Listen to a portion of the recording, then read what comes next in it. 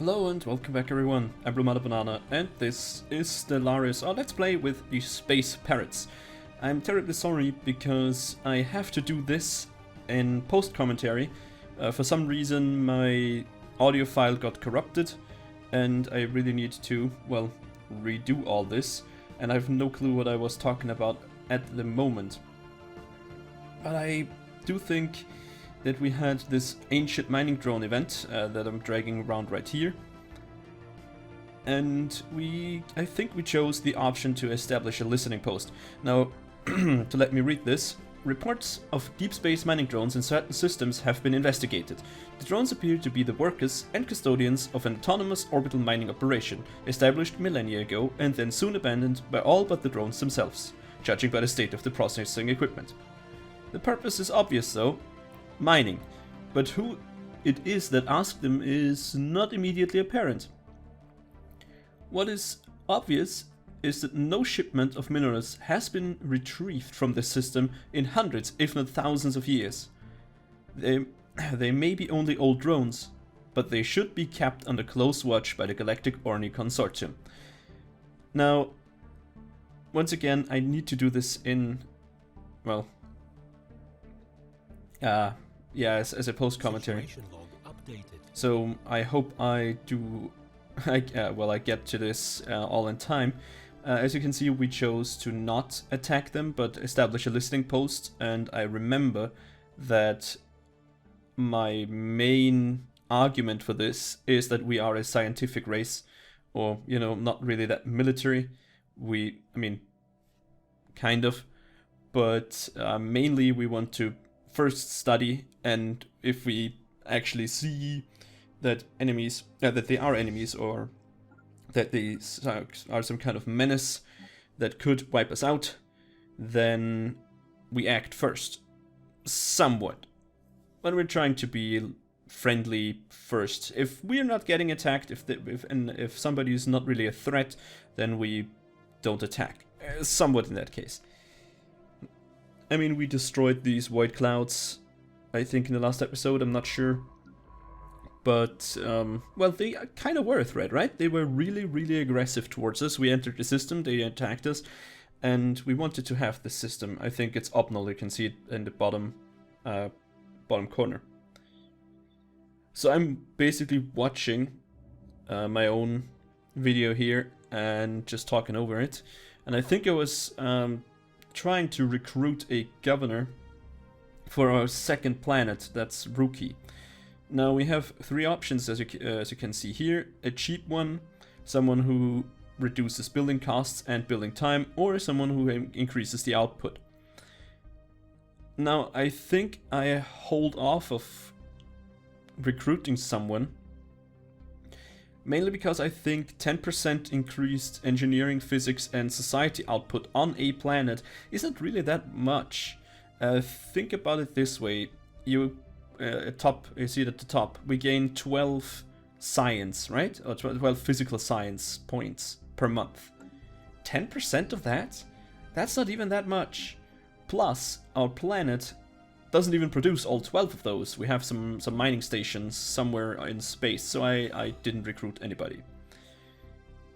Now I just think about, well, building some new improvements, tile improvements on Rookie, a secondary planet, and I think I even queue up some. Yeah, I'm thinking about queuing up a basic power plant, because it's always good to stay on top of your, well, to stay on top of your energy needs. Research complete. So we got geothermal fracking, and I remember that I had huge trouble pronouncing geothermal fracking for whatever reason. And I think now we are once again comparing our options. As you can see here, planet modifier, that's the last line in white on this list with the mineral processing. That's once again 10% increase on a planet. And once again, I think I wanted to show that this doesn't seem to be that much. Oh yeah, and we're still paused, so that's why I wasn't really concerned about. We have no research going at the moment. But as you can see here, I think I sum it up, that's 2, 6, 10, 11. I think we have 11 mineral production on this planet. And 10% of 11 isn't that much. Also, you need to think that this is one tile improvement, so you lose one tile for an upgrade of 1.1. So I wasn't really feeling it.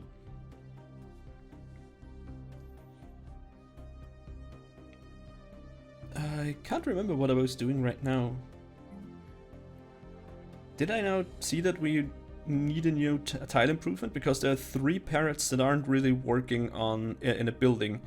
The bottom left, that is, yeah, exactly that one that I just selected, has no job, as well, the top 2 in the top row in the middle, they don't have a job either. Oh, and in the second row is another one that doesn't have a building improvement. So maybe I need to go back into this in the next episode.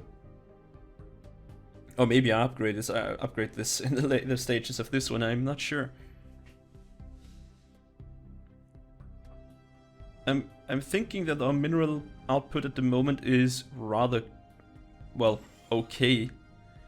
And we need to gain more energy, but I think, yeah, I was thinking, yeah, I should rather get an energy improvement on a tile that has +1 to energy, rather than waste it on the bottom left corner. I think I go for the armor here, I'm not sure. Yeah, there we go.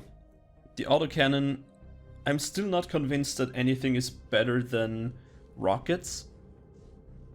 Just by the fact that they have 100% hit chance. Oh yeah, and these guys here, the Chasmal Horde in the Gindor Black Hole. Gindor. That sounds kind of like Tolkien style. Yeah, kinda. So yeah, I was thinking maybe we can clear out this black hole, since it is, or not the black hole, but the system around it. Because it is actually within our borders, within our region of influence. So I was thinking, yeah, maybe clear them out and establish, I don't know, an outpost or something. But those guys were way too strong, so I held off of that. It wouldn't have been a smart move, right? So yeah, we finished some building queues, which is alright, and one of those is inactive. That's of course on Rookie, where we finished this power plant, and the population hasn't grown yet, but you still can drag them over, so they would grow directly into the building, basically.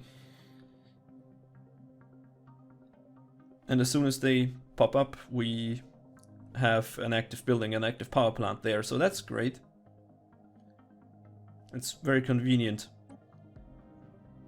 I think I'm once again thinking about getting continental colonization protocol, or whatever it's called, that you need to colonize continental worlds.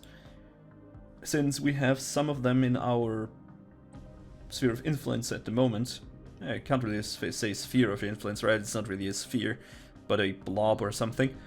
The one thing that I wasn't really aware of, though, is that you have a limit of how many planets you can directly control. But yeah, there we go. I'm thinking about building a new ship, and I did it. So we got the noxious swamp removal, which is pretty good. I don't know why I go for volcano here. Yeah, I'm pretty sure. Yeah. We have way more dense jungles than volcanoes, I think. So it wasn't a smart idea. I guess I didn't see the dense jungle. Yeah, look at that. We have one noxious swamp, and all of the other tiles are dense jungle. I think I just glanced over the list and was like, oh my god, volcano removal, that's so good, we need that. And I didn't really think about that we need the dense jungle modifier, or that we have more dense jungle tiles to remove. Construction complete. Also, I think dense jungle is, of course, the most common tile on tropical worlds. I mean, I guess my batch of planets that I've got are, well, one at the moment. We only have one planet with, which is a tropical planet. In my first and only test game, I chose Oceanic, and there I had a crap ton of volcanoes to remove. So it seems like there is a balance there, or bias towards a certain type of tile blocker. So once again, I was thinking of upgrading some tiles because we finished a building queue. And yeah, that's basically it. We're still building a new colony ship. There is a frontier outpost, an enemy frontier outpost, sadly. And I think I was explaining where I want to go next, because we could go in an L shape. I'm not sure if I mentioned this in a previous episode, but we could do, yeah, there we go. L shape or V shape or whatever you want to call it. But it doesn't seem to be a very efficient or very good way, because there are no really interesting planets for us there. So the only real way to expand for us seems to be by force. At least to the south. Or actually both. We can't go north either, then I come to think of it. We're completely blocked off. So yeah, our population grew on Rookie, and we got the power plant up and running. I'm now thinking of what to do next. I'm not sure. Oh, there we go. That's a mountain range. I never saw that one. Why did I go for a terrain removal there? Other than just building a building. Huh. Weird. Looking back and watching yourself play and try to justify your decisions that you made back then is a little bit harder than you think. It's always like, wait, why did I do that? Wait a second, what? Oh yeah, and we're going to get a new planet. That's Horshim 2. Or Horskim, if you want to go for that. I'm just looking for a good place to plop down our spaceship. Yeah, and we went right in the middle. Because I'm still thinking that and I think I'm going to show that in a second. But you can upgrade, I think you can upgrade your colony where you land. Yeah, you can see it here. That I'm mousing over right now is the headquarters, right? And it gives adjacency boni to the 4 tiles around it. That's why I tried to land kind of in the middle, that we have some planets around it.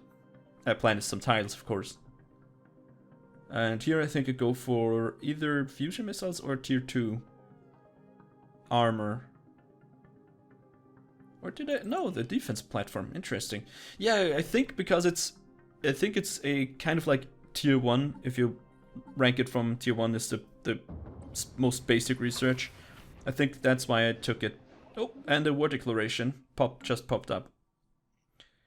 And it is, yes, the Crusader warlike people down there against the pacifists over here. And this is kinda bad. Because if they take the pacifists, then they border us. And I think I was mentioning that.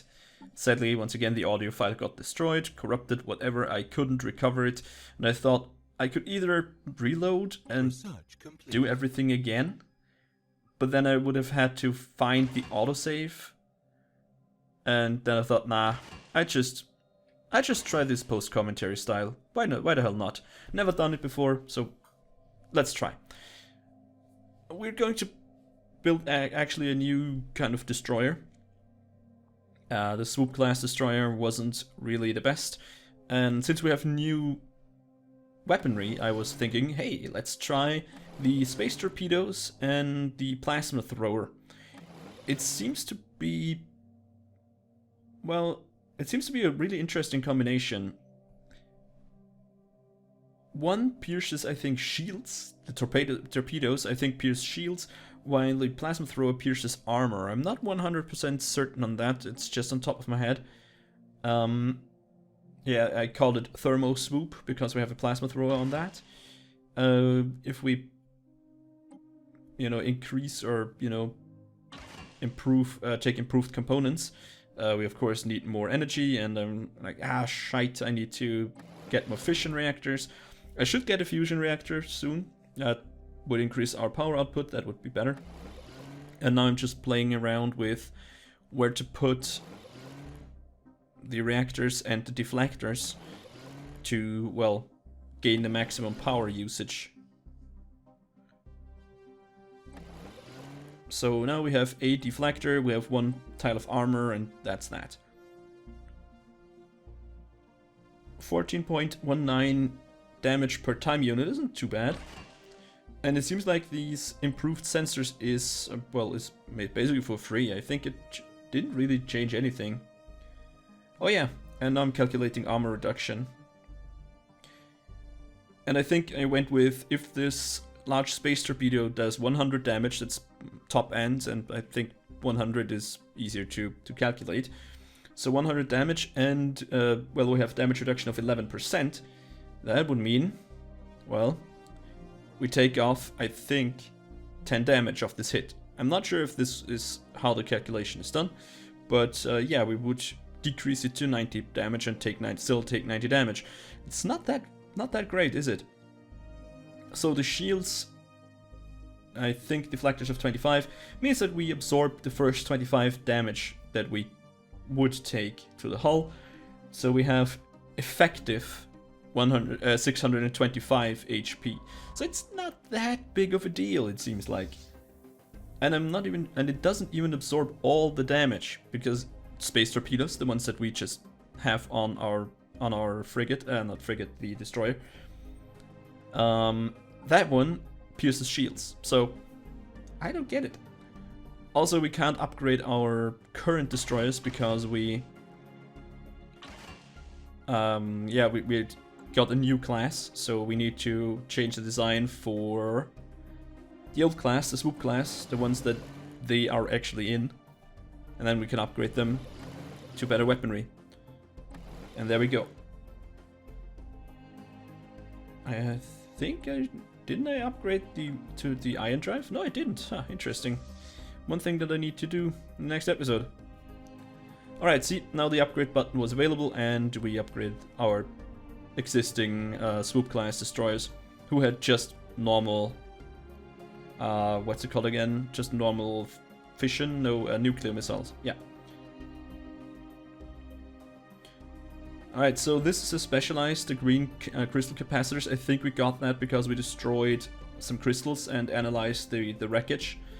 It's an energy it's an energy type weapon, and it has an accuracy rating of 70%. It has 50% armor penetration. That's interesting, but I wasn't really feeling it. I mean, we have weaponry that deals way more damage, and has 100% accuracy. So that's why I went for another research alternative, because our options at the moment aren't really that great. One more option is, I think, a little bit better. I mean, it sucks if you then have two really good options and you have basically choose one of those. But, yeah, I don't know. I think more options to choose from is usually better. It's kind of like a card draw in, well, you know, your card draw game, or your trading card games. Kind of like, you know, Hearthstone or Magic the Gathering or whatever. Having a card advantage is always good. Anyways, our third planet, our second colony, just established. And yeah, there we have it. That's the headquarters. It's a little bit of a little bit smaller planet. Only has 17 tiles, so compared to Rookie, which is a lot more. I think that's a size 22. And we have the next research complete. That's great. So here again, look at the medium armored torpedoes. They deal a crap ton of damage and have 100% accuracy rating. So the question that you could ask is, why did you put the plasma thrower on your destroyer then, if you think that missiles are better. It seems, at least it looks like, if you look at the dogfight that happens, or how the battle happens in space, it looks like they approach each other, fire the long-range weaponry, and whoever has the longer range fires first, of course. Then you have the impact, and you get close anyways. So it looks like you're never in kind of an artillery situation where you try to shoot or snipe enemies from really long range and say, oh, we're gonna kite them and try to stay out of range of their weapons and have the longer range. No, from what I've seen so far, it always looks like you get into a dogfight. So having a sniper rifle, for example, in this case are super long range ballistic missiles, and here I'm talking about that these guys are a buffer to the militaristic Olorisian Star League or whatever they are called. But yeah, it seems like having a sniper rifle, in our case the missiles, and a shotgun, the plasma thrower in this case, as a backup once we get into close range seems to be a really good thing.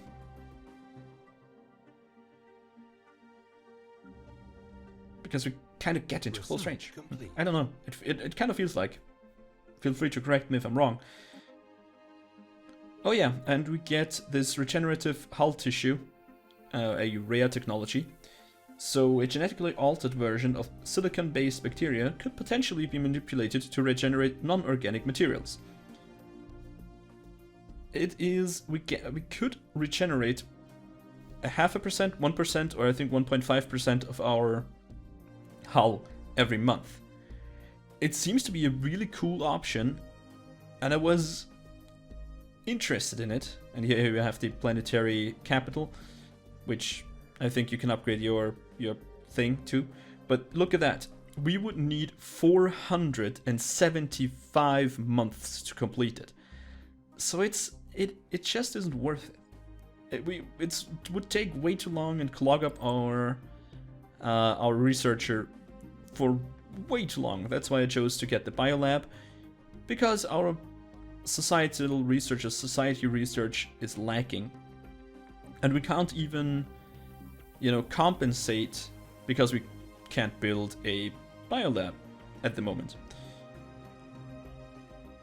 So yeah, that's why I thought, hey, maybe I should go for the biolab, and I should have gone for the biolab way earlier, I think, to compensate for the lack of society research planets in the near vicinity. We have some engineering planets, we have some physics planets, and there I just said, hey, we can only directly control 5 planets. But yeah, we have some engineering, we have some physics out there, but there is no society research on planets. So yeah, I was thinking about, hey, where to go with my 4th planet, because we need to spread out, I think, just a little bit.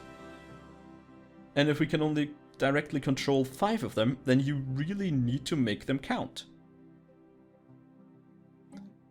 So yeah, I think just another hydroponics farm, because we can. Yeah, there we go.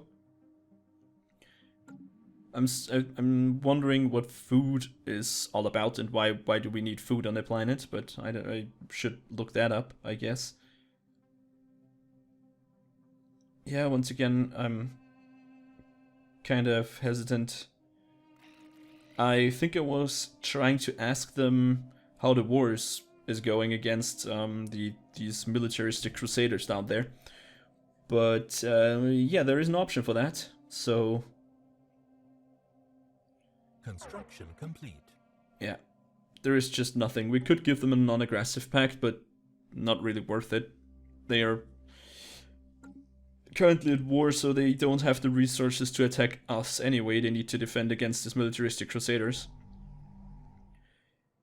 Yeah, I just need to swoop a parrot over. Come on, scooch him over. Thank you. And we get another one. So a lot of parrots are being born on this planet. I kind of like the space parrots. They look so cool with their stupid suit and their helmet. I don't know why. It's just, I like them. They're cool. And once again, I'm blown away by the, you know, ginormous, well, galaxy that we're living in. With one thing though, and you can see it, maybe you've seen it. But yeah, let's talk to them first. They actually ask us to join an alliance. We're in a righteous alliance, or the righteous alliance, I think. And they have a huge number of ships compared to us. And now you can see, you can see it. Maybe you can see it. I'm not going to tell you now. I'm not going to tell you yet. And yeah, now I get it. Now I'm like, oh crap. They swallowed the pacifist guys whole. And that's the reason, I guess, why we got this invitation to alliance. I'm pretty sure you can see it, that, you know, in the zoomed out view, that the moment they swallow the pacifists, we get the invitation to an alliance. So yeah, we're pretty much, we now are the neighbors of a militaristic crusader type guy that will kill everybody that doesn't believe in the same thing that they believe in, which is rather bad. I mean, come on, that's not something that you should do. Okay, so next thing, yeah, continental worlds. There is nothing that we should. That's the most important thing right now. Dense jungle removal would be good, but no. And this here would also be pretty cool. I mean, come on, alien pets, really? That would be so awesome. Who doesn't want to have an alien pet? I mean, I guess there could be some really nasty looking weird things out there that you don't want to have as a pet, but I'm pretty sure that there could be some really neat little alien pets. So now that we are pretty much neighboring a militaristic guy, I think we should stock up our navy. That's what I'm doing right now. I'm just building some destroyers, some swoop class destroyers. I don't think I will build an offensive navy, you know, just to really get at them, get in their face. But mainly just a defensive fleet to react if they come towards us. Then we want to intercept them, of course, and defend ourselves. That's basically what we want to do here. The problem is they now have 10 planets, and it will be really difficult, I think. I feel like I'm really behind on everything. Looking at our energy balance, you see we only gain 2 energy. And it will be pretty soon that we lose energy credits, because those destroyers are, well, have a massive maintenance. So we really need to get, yeah, now it's just +1. We really need to get more energy credits somewhere. And it's not easy to do because we're wedged in this little tiny space in space. So there isn't much that we can colonize. We can't build a lot of power plants to increase our energy credit rating. We don't have. We just can't do stuff at the moment, and that's bad. So an L shape, I think, is out of the question. Or V shape is kind of out of the question right now. Getting even closer towards this militaristic guys, I don't know. Maybe this is all over anyways, so who knows? Who knows? But yeah, that's basically it. I hope I did a good job doing this post commentary, even though yeah, it's the first time I ever did this. If you like what you saw, then please consider pressing the like button. It helps me out a great deal, and I really do hope that I see you in the next episode, where we hopefully don't have any trouble with, well, our audio, right? So thanks for watching. As always, auf Wiedersehen.